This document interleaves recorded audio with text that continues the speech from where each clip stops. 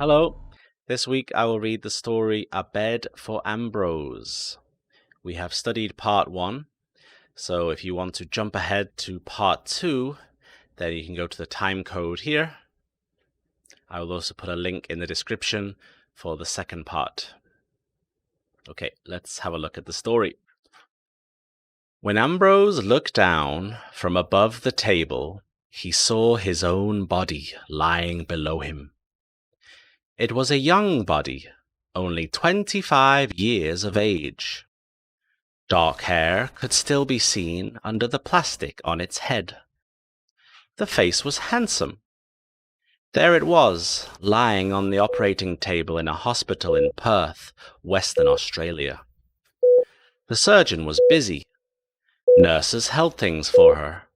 One nurse looked like he was about to fall asleep.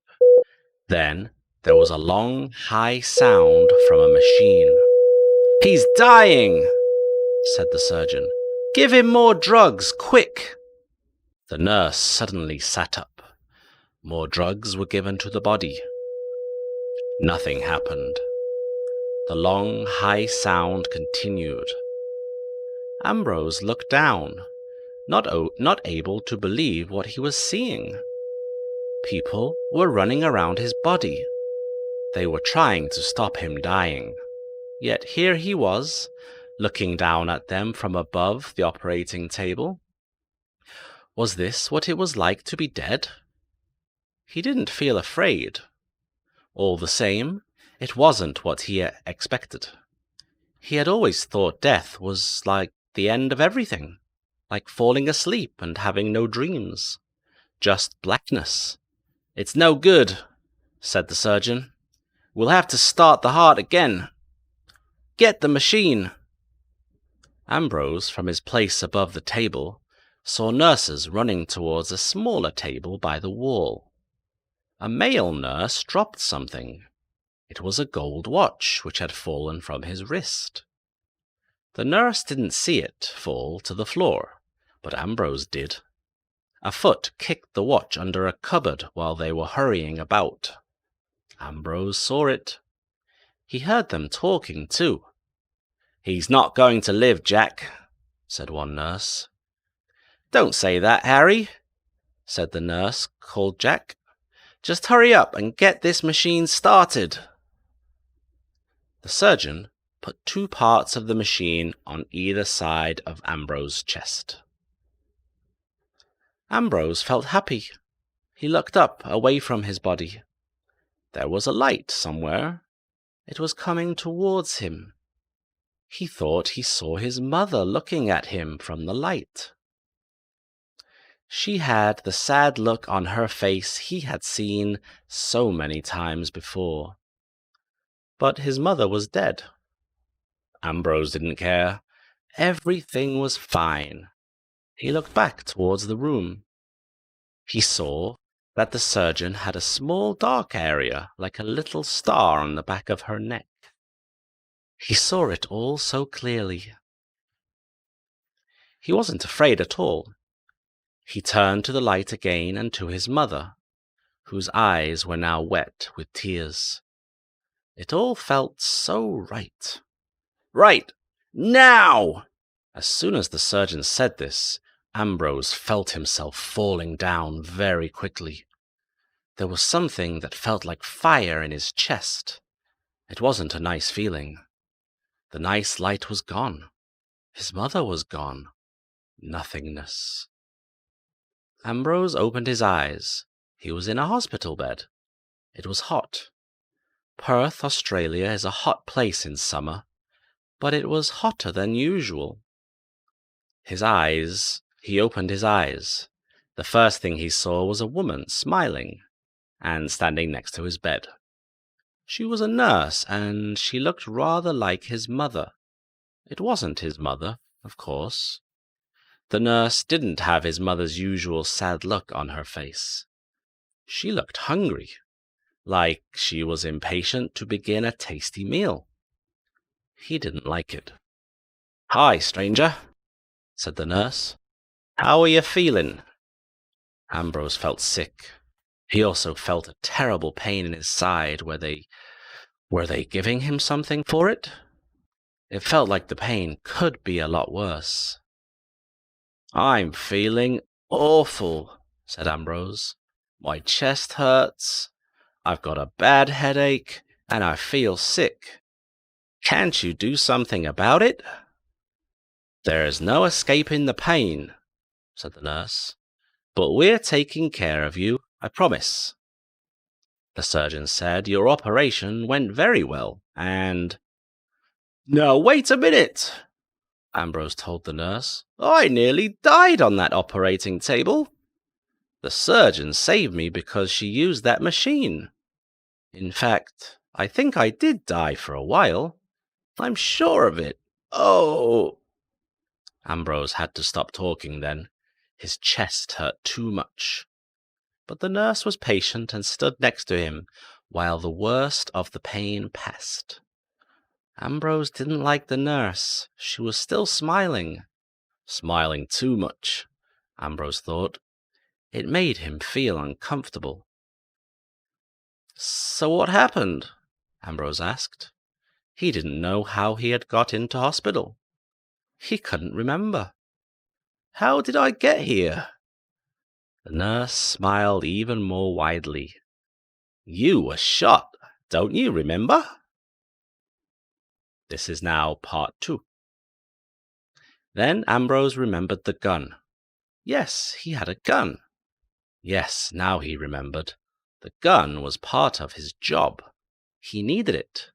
He was used to guns. But we'll take care of you, said the nurse. Don't you worry about anything. The nurse's words didn't make Ambrose feel any better. There was something about the nurse he didn't like. It was partly because the nurse looked like his mother. Ambrose didn't like to think about his mother. He was starting to remember things. His mother had begun to ask questions about his job. He had never told her about what he did. Why should he? It was, after all, his choice. It was a good job he was good at, and it paid a lot of money. Ambrose shot people for money, and he was never short of work. Anyway, he enjoyed killing people, and he was one of the best. Only this time, somebody shot back.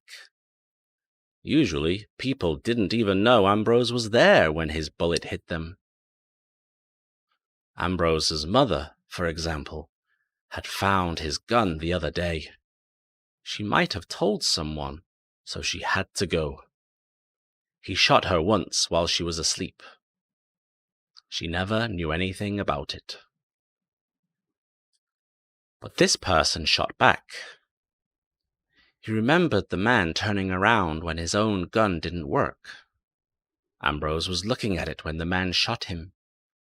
He remembered the smoke from the man's gun, and the blood, and the pain in his chest. Then, the next thing he knew, there he was in hospital, looking down from above the operating table. Oh well, he was okay now. It looked like he was in a good hospital too. Somebody was helping him, that was for sure. Well, he was one of the best killers around. Far too good to lose. Maybe somebody else had killed the man? He didn't know. He couldn't remember. But he hadn't forgotten the feeling that he was out of his body. He was sure that he had died, if only for a short while. He was pleased to be back alive now, and back in his body. But he needed to talk about what had happened on the operating table. He remembered reading about such things in a magazine once. People came out of their bodies during a hospital operation and looked down at themselves. They said they saw everything around them while they were having the operation. They said they remembered everything they saw, just like he had. Only they said it changed their lives and made them better people. So what about the things he had seen? Had he really seen the nurse drop that watch? And what about the star on the back of the surgeon's neck? It was all too real to be a dream. Then Ambrose had a thought. Maybe it could change his life too. Perhaps it was time to change his ways. He wasn't such a bad person. There was time. He was young. Maybe there was more to life than he thought. He just had to find out. However, what he wanted to know more than anything else was to tell somebody about what had happened. But who? The smiling nurse was still there. Oh well, she's better than nobody. He told her about being out of his body, about the nurses and the surgeon. Oh yes, said the nurse. It's not unusual for people to feel this kind of thing during an operation. You're not the first, you know. Ambrose asked if he could see the nurses and the surgeon. He wanted to see if he really had seen the male nurse's watch drop to the floor, and if the surgeon really had a star on the back of her neck. That's not possible, the nurse told him. Well, they were there, said Ambrose. I know they were. They must be around here somewhere. You have to find them for me. Can't you see? You have to. Now don't get angry, dear, said the nurse, still smiling. You can't see them. You won't see them here. They don't belong here. But I saw them, Ambrose cried. Didn't I? Yes, you did, the nurse answered. You saw them trying to stop you dying. Everything you saw was real. Your mother was real. This is real. That's how we like it. We want you to feel everything. You'll get better very quickly. You'll see. Real? Of course this was all real, thought Ambrose. What was this woman talking about? You'll soon find out, said the nurse, as if hearing Ambrose's thoughts. You'll get better, and we'll let you go outside. Then you'll feel more bullets. Oh, you'll feel lots of those. And you'll never know where they came from, or when. Oh, yes, it's only fair, isn't it? Get me out of here, shouted Ambrose. Somebody help! This woman's trying to kill me. The nurse carried on smiling. Nobody's trying to kill you, Ambrose. No, said the nurse. The machine didn't work. We can't kill you, you see? Not now. Oh, no.